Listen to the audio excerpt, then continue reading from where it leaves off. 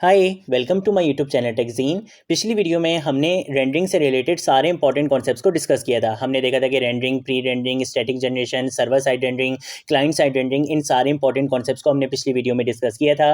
पिछली वीडियो हमारी theoretical video थी बट बहुत ज़्यादा इंपॉर्टेंट वीडियो थी आपके नेक्स्ट जेएस जर्नी से रिलेटेड और आपके इंटरव्यू क्वेश्चन से रिलेटेड भी पिछली वीडियो बहुत ज़्यादा इंपॉर्टेंट थी। ठीक है, तो अगर आप लोगों ने अभी तक पिछली वीडियो नहीं देखी है तो काइंडली पिछली वीडियो को ज़रूर देख लेना। उन सारे कॉन्सेप्ट्स को हम आगे आने वाली वीडियोज़ में प्रैक्टिकल एग्जाम्पल्स के साथ भी कवर करेंगे। ठीक है, तो बिल्कुल भी टेंशन लेने वाली बात नहीं है।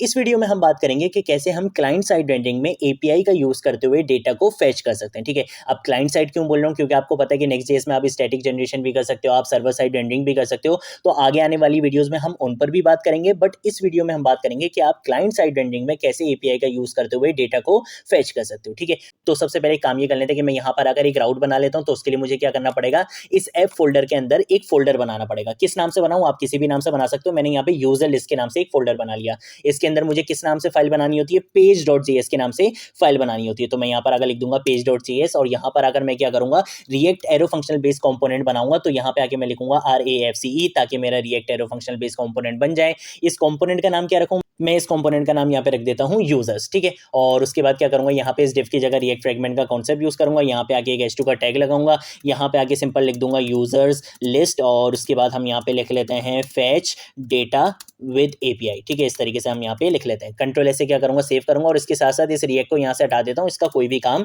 नहीं है। ठीक है, कंट्रोल ऐसे यहाँ पे सेव करूंगा, यहाँ पर आऊंगा। यहाँ पर आने के बाद मैंने किस नाम से फोल्डर बनाया था, यूजर लिस्ट के नाम से। तो मेरा राउट भी किस नाम से बनेगा, यूजर लिस्ट के नाम से ही राउट बनेगा। ठीक है, तो मैं यहाँ पर अगर लिखूंगा यूजर लिस्ट और जैसे ही एंटर प्रेस करूंगा तो जो मैंने कंपोनेंट यहाँ पे बनाया था वो कंपोनेंट यहाँ पे रेंडर हो चुका है, आप यहाँ पे देख सकते हो। ठीक है, अब मैंने क्या करना है, मैंने एपीआई से डेटा को फेच करना है और अपने इस क्लाइंट कंपोनेंट के अंदर, अभी ये क्लाइंट कंपोनेंट नहीं है, अभी ये सर्वर कंपोनेंट है। आपको पता है कि नेक्स्ट.जेएस के अंदर जो भी आप कंपोनेंट बनाते हो वो बाय डिफॉल्ट क्या होता है, सर्वर साइड पे रेंडर होता है। अभी मुझे इसको क्लाइंट कंपोनेंट बनाना है और इसके बारे में आपको बहुत अच्छे से पता है कि किसी भी कंपोनेंट को आप क्लाइंट कंपोनेंट कैसे बना सकते हो। ठीक है, मैं आपको बनाकर अभी दिखाऊंगा भी। ठीक है, तो सबसे पहले हम बात कर लेते हैं कि यार एपीआई से डेटा को फेच तो करना है, लेकिन वो एपीआई कहां से मिलेगी। सिंपल क्या करना है, आपने गूगल पे जाके लिखना है फेक जेसन एपीआई। आपको यहाँ पे बहुत सारी वेबसाइट्स मिल जाएंगी। मैं इस पहली वेबसाइट पे चले जाता हूँ, जेसन प्लेस होल्डर पे, और यहाँ पर आकर भी आपको मल्टीपल एपीआईज मिल जाएंगी। मैं यहाँ पे आके इस यूजर्स वाली एपीआई पे चले जाता हूँ। ठीक है, जैसे इस पे क्लिक करूंगा, देखो इसका यूआरएल मुझे यहाँ पे मिल चुका है। ये एपीआई का जो डेटा है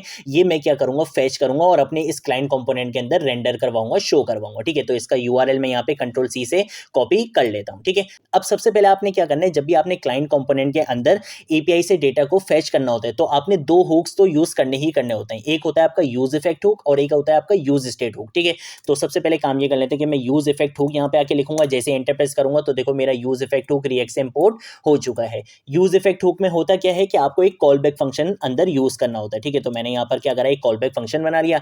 इस कॉल बैक फंक्शन के अंदर मैं एसिंक्रोनस फंक्शन बनाने वाला हूं। तो एसिंक्रोनस फंक्शन आप कैसे बनाते हो, जब भी आप एपीआई से रिलेटेड काम कर रहे होते हो, डेटा को लोड करवाना होता है, ठीक है, रिस्पॉन्स आना होता है, तो आप क्या करते हो, एसिंक्रोनस प्रोग्रामिंग का, प्रोमिसेस का, इस तरीके का जावास्क्रिप्ट का यूज करते हो। ठीक है, तो मैं क्या करूंगा, मैं यहाँ पे सिंपल फंक्शन नहीं बनाऊंगा बल्कि मैं अपने फंक्शन को एसिंक्रोनस बनाना चाहता हूं ताकि वो एसिंक्रोनसली काम कर सके। तो मैं यहाँ पर आकर लिख दूंगा एसिंक का कीवर्ड कि भाई ये जो फंक्शन मैं बना रहा हूँ, क्या फंक्शन बना रहा हूँ मैं यहाँ पे आके गेट यूजर्स के नाम से एक फंक्शन बना रहा हूँ। इसको मैंने क्या बना दिया, एसिंक फंक्शन बना दिया यहाँ पे। ठीक है, और इसके बाद मैं यहाँ पे आके क्या करूंगा, पैरेंथेसिस लगा के कर्ली ब्रेसेस लगा लूंगा। ये मेरा एसिंक्रोनस फंक्शन बन चुका है जो क्या करेगा, यूजर्स को गेट करेगा। ठीक है, फेच करके लाके देगा। कहां से फेच करना है वो मैं भी बता देता हूं। मैं यहाँ पर आकर क्या करूंगा, एक वेरिएबल बना लूंगा।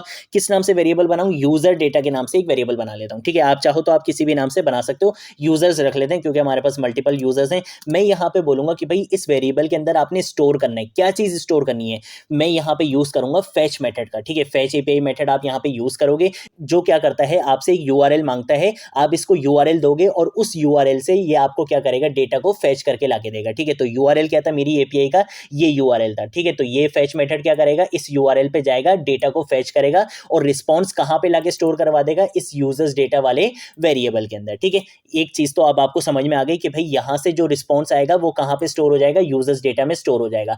अब ये जो रिस्पॉन्स आने वाला है, मैंने इस फंक्शन को क्या बनाया था, एसिंक बनाया था। तो यहां पर अगर मैं बोलूंगा कि भाई जब तक इसका रिस्पॉन्स नहीं आता तब तक आप क्या करना, यहाँ पे वेट कर लेना, ठीक है। वेट करने के बाद जब रिस्पॉन्स इसके अंदर आ जाएगा, यूजर्स डेटा के अंदर आ जाएगा, तो फिर आपने क्या काम करना है, मैं काम ये करता हूँ कि मैं यहाँ पर आकर यूज स्टेट हुक को भी इंपोर्ट करा लेता हूँ, ठीक है। तो मैंने यहाँ पर यूज स्टेट हुक को इंपोर्ट कराया, तो मैं क्या करूंगा, मैं यहाँ पर आकर एक स्टेट बना लूंगा जिसके अंदर मैं यूजर्स को मैनेज करूंगा, ठीक है। मैं बाय डिफॉल्ट बोल दूंगा कि भाई यूजर्स एक ब्लैंक कह रहे हैं, लेकिन जैसे ही इस एपीआई से डेटा आ जाएगा यूजर्स का, तो उसको मैं सेट करवा दूंगा अपने इस यूजर्स वाली स्टेट के अंदर, ठीक है। तो मैं यहाँ पर अगर क्या करूंगा, कॉन्स का कीवर्ड लिखूंगा, एरे डीस्ट्रक्चरिंग का कॉन्सेप्ट यूज करूंगा, यहाँ पे आके इस स्टेट का नाम दे दूंगा यूजर्स, और फंक्शन का नाम मैं यहाँ पे दे दूंगा सेट यूजर्स, ठीक है। इक्वल टू यहाँ पे आके यूज स्टेट हुक का यूज करूंगा, और मैं बोलूंगा कि भाई बाय डिफॉल्ट क्या करो, इनिशियल वैल्यू यहाँ पे आप क्या दे दो, एम्प्टी एरे दे दो, ठीक है, कि यूजर्स अभी बिल्कुल एम्प्टी हैं, ठीक है। उसके बाद मैं यहाँ पे क्या करूंगा, सेट यूजर्स का यहाँ पे इस फंक्शन का यूज करूंगा, ये क्या करेगा, यूजर्स को सेट करेगा। क्या सेट करेगा, मैं यहाँ पर अगर लिखूंगा अवेट, कि भाई आपने क्या करना है, वेट करना है, किसका वेट करना है, यूजर डेटा के अंदर आपको क्या मिलेगा, यूजर्स डेटा के अंदर आपको क्या मिलेगा, रिस्पॉन्स मिलेगा उस एपीआई का, ठीक है, जिसके अंदर डेटा आ रहा होगा यूजर्स का। आपने क्या करना है, आपने सबसे पहले उसको जावास्क्रिप्ट ऑब्जेक्ट में कन्वर्ट करना है, तो उसके लिए आप क्या यूज करते हो, जेसन फंक्शन का यूज करते हो। ये फंक्शन क्या करेगा, यहां से आपको एपीआई से जो डेटा मिल रहा है ना, ये जेसन फॉर्मेट में मिल रहा है, ठीक है। तो आप इसको क्या करोगे, आप इसको जावास्क्रिप्ट ऑब्जेक्ट में कन्वर्ट करोगे, तो उसके लिए मैंने यहाँ पे कौन सा फंक्शन यूज कर लिया, जेसन का। ये क्या करेगा, यहां से जो भी डेटा आएगा उसको जावास्क्रिप्ट ऑब्जेक्ट में कन्वर्ट करेगा, और फिर ये सेट यूजर्स का फंक्शन क्या करेगा, इस यूजर्स वाली स्टेट में यहां से जो भी डेटा आ रहा होगा जिसको हम जावास्क्रिप्ट ऑब्जेक्ट में कन्वर्ट कर चुके हैं, ये उसको क्या करेगा, इस स्टेट के अंदर स्टोर करवा देगा, ठीक है। तो ये काम अब हम यहाँ पे कर चुके हैं। अब मैं सिंपल क्या काम करूंगा, मैं यहाँ पर आकर इस फंक्शन को कॉल करवा लूंगा, ठीक है। तो मैं यहाँ पर आकर बोलूंगा कि भाई इस गेट यूजर्स वाले फंक्शन को यहाँ पे क्या करो, कॉल करवा लो, ताकि ये यूज इफेक्ट हो के अंदर ही कॉल हो, और यहाँ पे मैं एरे डिपेंडेंसी भी दे दूंगा ब्लैंक एरे, ताकि ये जो मेरी एपीआई कॉल हो रही है ये सिर्फ एक ही बार कॉल हो, ऐसा नहीं हो कि मेरे इस कंपोनेंट के अंदर मल्टीपल स्टेट्स या प्रॉप्स का मैं कॉन्सेप्ट यूज कर रहा हूँ, उनके अपडेट होने पर भी मेरा ये यूज इफेक्ट बार बार कॉल होता रहे, तो ये बेस्ट प्रैक्टिस नहीं होती है, ठीक है। आपने अपने यूज इफेक्ट हुक को बताना होता है कि भाई आपने कितनी बार कॉल होना है, तो हमें अपनी एपीआई को सिर्फ एक बार कॉल करवाना है, जब हमारा कंपोनेंट कंप्लीट माउंट हो जाएगा, तो मैंने यहाँ पर इसको ब्लैंक एरे दे दिया, ताकि ये यूज इफेक्ट हुक सिर्फ एक बार कॉल हो, बार बार कॉल ना हो, ठीक है। तो ये चीज मैंने इसको यहाँ पे बता दिया। अब उसके बाद हम एक काम ये कर सकते हैं कि हम कंसोल में भी शो करवा सकते हैं। मैं एक काम ये करता हूँ कि मैं डायरेक्ट आपको आपकी यूआई पर शो करवा के दिखाऊंगा, ठीक है। मैं यहाँ पर आपको यहाँ पे डिस्प्ले करा के दिखाऊंगा। तो उसके लिए काम ये करते हैं कि मैं यहाँ पर आता हूँ, यहाँ पर आने के बाद मैं क्या करूंगा, मैं यहाँ पे एक कर्ली ब्रेसेस का यूज करूंगा, JSX का सिंटेक्स हम यहाँ पे लिख सकते हैं, जावास्क्रिप्ट लिख सकते हैं, ठीक है। तो उसके लिए मैं क्या करूंगा, मैं यहाँ पर अगर लिखूंगा यूजर्स क्या है, हमारी स्टेट है, ठीक है। इसके अंदर आपके पास डेटा आ चुका है, तो अब मैं यहाँ पे क्या करूंगा, मैं फंक्शन का यूज करूंगा। मैं फंक्शन के अंदर मैं बोलूंगा कि भाई क्या होगा, आपके पास एक यूजर होगा, और उसके बाद हम यहाँ पे क्या करेंगे, हम यहाँ पे यूज कर लेंगे LI का, ठीक है, कि हम लिस्ट के अंदर यूजर का जो है वो नाम शो करवाना चाहते हैं। तो मैंने यहाँ पे लिख दिया LI, और यहाँ पे आके मैं क्या करूंगा, मैं यहाँ पे आके लिख दूंगा यूजर के अंदर आपके पास की वैल्यू पेयर्स हैं, ठीक है। आप यहाँ पर अगर देख सकते हो, आपके पास ID भी है, नेम भी है, यूजर नेम है, ईमेल है, एड्रेस है। आप जो भी चीज शो करवाना चाहो आप करवा दो। आप अगर चाहते हो कि आईडी शो करवाना तो आप आईडी शो करवा दो, अगर आप चाहते हो नेम शो करवाना तो आप नेम शो करवा दो। मैं यूजर नेम शो करवाऊंगा, ठीक है। तो मैं इसको यहाँ से Ctrl+C कर लेता हूँ, और यहाँ पर आऊंगा, यहाँ पर अगर बोलूंगा कि भाई हर यूजर के अंदर आपको क्या मिलेगा, एक यूजर नेम मिलेगा, आपने उसको क्या करना है, डिस्प्ले कराना है। अब ये मुझे यहाँ पे दे रहा है वार्निंग, ये बोल रहा है कि भाई जब भी आप JSX के अंदर मैं फंक्शन का यूज करते हो, तो फिर आपने क्या करना होता है, की प्रॉप देना होता है, ताकि ये सही से आइटरेट कर सके, ठीक है। तो मैं यहाँ पर अगर अपने इस LI को क्या करूंगा, यहाँ पे आके की प्रॉप दूंगा। क्या की प्रॉप दे सकता हूँ, मैं यहाँ पे आके बोलूंगा यूजर.id। ये आपको पता है कि यूजर की आईडी क्या है, यूनिक है, तो आपने यहाँ पे यूनिक की प्रॉप देना होता है, वो मैंने यहाँ पे पास करवा दिया, ठीक है। अब सिंपल क्या करूंगा, Ctrl+S से सेव करूंगा, यहाँ पर आऊंगा, यहाँ पर आने के बाद एक बार मुझे मिलेगा एरर। अब ये एरर क्यों दे रहा है, ये मैंने जान पूछ के किया है ताकि आपको अच्छे से समझ में आए। ये बोल रहा है कि भाई आप सारा काम जो कर रहे हो वो क्लाइंट कंपोनेंट वाला कर रहे हो, आप यूज स्टेट हुक भी यूज कर रहे हो, यूज इफेक्ट हुक भी यूज कर रहे हो, काम आप सारा क्लाइंट कंपोनेंट वाला कर रहे हो, और अपने कंपोनेंट को रेंडर कहाँ पे करवा रहे हो, सर्वर कंपोनेंट पे। तो ये बोल रहा है कि भाई अपने कंपोनेंट को क्या बना लो, क्लाइंट कंपोनेंट बना लो। और कैसे बनाते हैं client component, use client directive का यूज करते हुए, ठीक है। तो अब हम यहाँ पर आएंगे, यहाँ पर आकर हम बोलेंगे कि भाई ये जो अभी हमारा कंपोनेंट है, ये बाय डिफॉल्ट Next.js क्या करता है, इसको सर्वर साइड पे रेंडर करवा रहा है। तो इसको मुझे क्या बनाना है, क्लाइंट कंपोनेंट बनाना है, ताकि ये क्लाइंट साइड पे रेंडर हो। तो यहाँ पे सबसे टॉप पे इंपोर्ट स्टेटमेंट से भी सबसे टॉप पर आकर मैं यहाँ पे लिख दूंगा यूज क्लाइंट। अब ये क्या बन चुका है, क्लाइंट कंपोनेंट बन चुका है,